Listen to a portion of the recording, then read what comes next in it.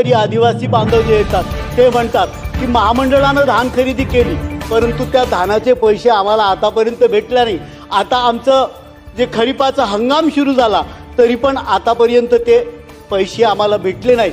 असे दररोजचे प्रश्न आमच्या पुढे या ठिकाणी येतात। साधारणतः आमच्या सरकारनं अत्यंत चांगले कामं या ठिकाणी केलेले आहेत। महाराष्ट्र विधानसभा नियम 293 या ठिकाणी अत्यंत महत्त्वपूर्ण असा प्रस्ताव या ठिकाणी आणलेला आहे, त्यावर बोलण्यासाठी मी उभा आहे। आम्ही महाराष्ट्रातील 75% मतदारसंघातले साधारणतः माझ्या सगळ्या शेतकरी बांधवांनी निवडून दिलेले आमदार या ठिकाणी शेतकऱ्यांचे प्रतिनिधी म्हणून साधारणतः या ठिकाणी येतोय। सगळ्या शेतकऱ्यांनीच आम्हाला निवडून दिलेल्या आम्ही अत्यंत ग्रामीण मतदारसंघातून येतो। सकाळी आम्ही जेव्हा उठतो आमच्या पुढं सगळ्यात पुढं जर कोणी आला तर तो शेतकरी असतो, तो माझा शेतकरीच असतो। आणि साधारणतः त्याचे प्रश्न घेऊन साधारणतः आम्हाला जास्तीत जास्त जे फोन पण येतात ते शेतकऱ्यांचे फोन येतात। सकाळी आला आमचा शेतकरी येतो, तो विचारतो धानाचा आमचा चुकारा साहेब झाला नाही, धान केंद्रावर धान गेला परंतु चुकारा झाला नाही। एखादा शेतकरी होतो तो विचारतो अजी सोलर पंप बसवला परंतु तो नादुरुस्त झाला, तो दुरुस्त करणारा कुणी येतच नाही। एखादा शेतकरी येतो तो म्हणतो सोलर पंपसाठी आम्ही मागच्या वर्षभरापासून डिमांड दिली परंतु अजूनपर्यंत आम्हाला तो सोलर पंप भेटला नाही। काही शेतकरी आमच्याकडे येतात आणि ते म्हणतात उन्हाळी धानाची खरेदी आमच्याकडे झाली नाही कारण आमचा लिमिटच वाढला गेला नाही, आमचा धान आमच्या घरामध्ये पडलाय, तो आम्ही कसं विकावा। सावकार आमच्याकडे कोणीतरी आमच्याकडे ठेकेदार येतो प्रायव्हेटवाला धान खरेदीवाला आणि तो अत्यंत कमी भावानं धान मागतो, अशा पद्धतीचा येतो। काही आमचे माझ्या शेतकरी बांधवांसाठी छत्रपती शिवाजी महाराज शेतकरी सन्मान योजना त्याचा लाभ माझ्या शेतकऱ्यांना प्रचंड मोठ्या प्रमाणामध्ये भेटला। प्रधानमंत्री शेतकरी सन्मान योजनेचे पैसे त्यांच्या खात्यात आले। जलयुक्त शिवार योजनेसारखी अत्यंत महत्त्वाकांक्षी योजना या आमच्या सरकारनं या ठिकाणी केली, परंतु अनेक प्रश्न माझ्या या शेतकऱ्यांच्या पुढं आहेतच। साधारणतः आपण पाहिला तर पर्जन्यमानातील अनिश्चितता, त्याच्यामुळे अवेळी येणारा पाऊस, त्याच्यामुळे झालेलं प्रचंड मोठं नुकसान, ही समस्या येतेच। काही ठिकाणी पाण्याची टंचाई मोठ्या प्रमाणामध्ये आहे, शेतकऱ्यांच्या शेतामध्ये पाणी जात नाही, हा एक प्रश्न आवर्जून येतो। विजेचा लपंडाव तर दररोजच लागला असतो। साधारणतः आमच्याकडे जर पाहिला तर मोठ्या प्रमाणामध्ये जंगलानं व्यापलेला क्षेत्र आहे। शेतकरी ज्या ठिकाणी जंगलाला लागून आहेत त्या ठिकाणी हिस्त्रस आपदांमुळे प्रचंड मोठ्या प्रमाणात त्यांचं नुकसान होते। त्याच्यामुळे रात्रीच्या वेळेस त्यांच्याकडे लोडशेडिंग असते आणि ते रात्री कशा पद्धतीने जातील हा प्रश्न माझ्या शेतकऱ्यांच्या पुढं असतो। सोलर पंपमधील अडचणी तर आहेतच, त्याच्यावर अनेक शेतकऱ्यांच्या जवळ असतो। सिंचन प्रकल्प काही आमच्याकडे अपुरे राहिलेले आहेत आणि त्या अपुऱ्या सिंचन प्रकल्पामुळे त्यांच्याकडे शेतीचे प्रश्न अजूनही निर्माण झालेले आहेत। धापेवाडा झाशीनगर असे सिंचन प्रकल्प मागच्या अनेक वर्षापासून ते पूर्ण झालेले नाहीत, त्याच्यामुळे ते कामं अजून होत नाही। जलसाठ्यांची असमानता असल्याकारणानं शेतकऱ्यांचे प्रश्न मोठ्या प्रमाणामध्ये आहेतच। काही ठिकाणी पाणी साचत नाही, ज्या भागामध्ये पाण्याच्या सोयी नाही आहेत त्या ठिकाणी ते प्रकल्प लवकर करणं हे पण त्या ठिकाणी महत्त्वाचं असते। शेतमजुरांचा अभाव हा मोठ्या प्रमाणामध्ये आहे।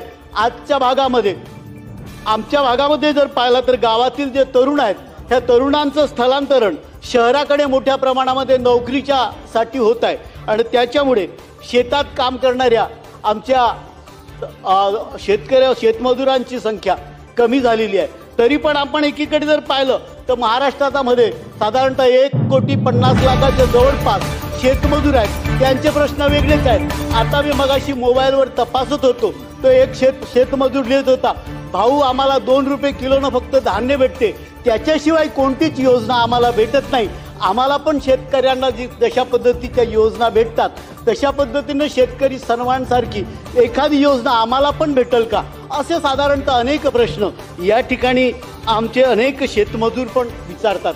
शेतीवर काम करणारे लोक शेतकरी आम्हाला विचारतात की साहेब विहिरी बांधून झाल्या पण विहिरीचे पण पैसे अजून आलेले नाही, MREGSचे पैसे कुशल कामाचे आले पण आमचे गोठ्याचे पैसे आले नाही, आमचे विहिरीचे प्रश्न आले नाहीत, पैसे आले नाहीत, असे अनेक प्रश्न या ठिकाणी येतात। अजूनही शेतकऱ्यांच्या संदर्भामधले खूप सारे प्रश्न माझ्या भागात विशेष तर पाहिला तर वन हक्क जमिनीचे पट्टे आपल्या भागामध्ये अजून आमच्या शेतकऱ्यांना भेटले नाही. आता हा कायदा असा आहे तर 1930चा तुम्हाला त्या ठिकाणी पुरावा लागतो. 2005च्या पूर्वीचे 75 वर्षाचा पुरावा म्हटला तर 1930चा.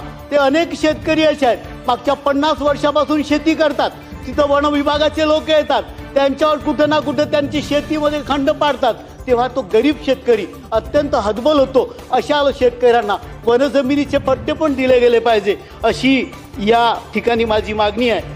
सरकारनं या ठिकाणी या बाबतीमधला धोरणात्मक निर्णय घेणं गरजेचं आहे. अनेक जे प्रकल्प आहेत त्या प्रकल्पाचं पुनर्वसन झालं.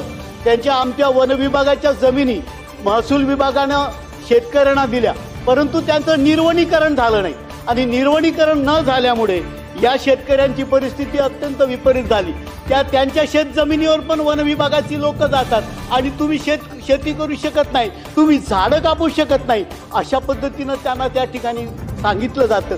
त्याच्यामुळे ही परिस्थिती आहे, मला वाटते ही दुरुस्त झाली पाहिजे. महात्मा ज्योतिबा फुल्यांनी 1883मध्ये शेतकऱ्यांचे जे असूड हे पुस्तक लिहिलं होतं आणि ब्रिटिश सरकारच्या विरोधामध्ये त्यांच्या धोरणामध्ये वेळोवेळी त्यांनी त्याच्यामध्ये विरोध पण केला.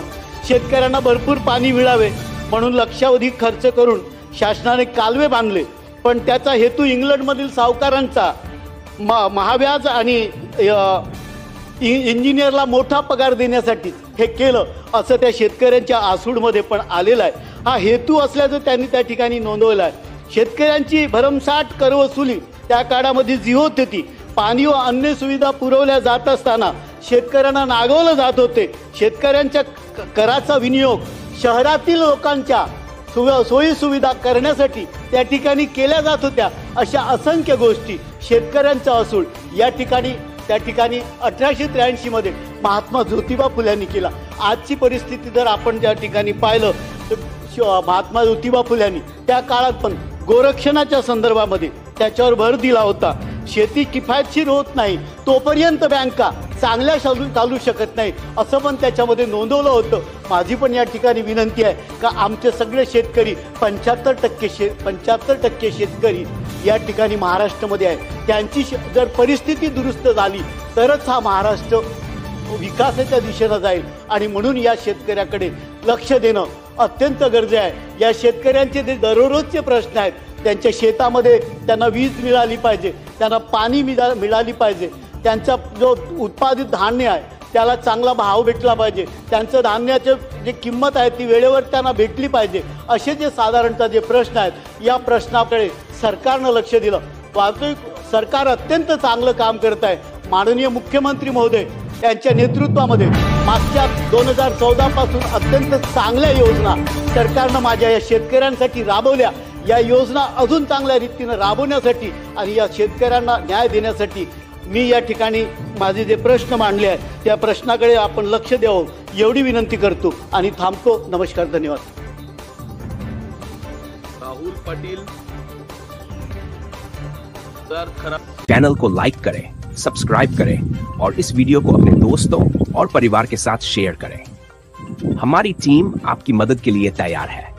संपर्क करने के लिए हमारे व्हाट्सएप नंबर पर मैसेज करें 9021688811. धन्यवाद.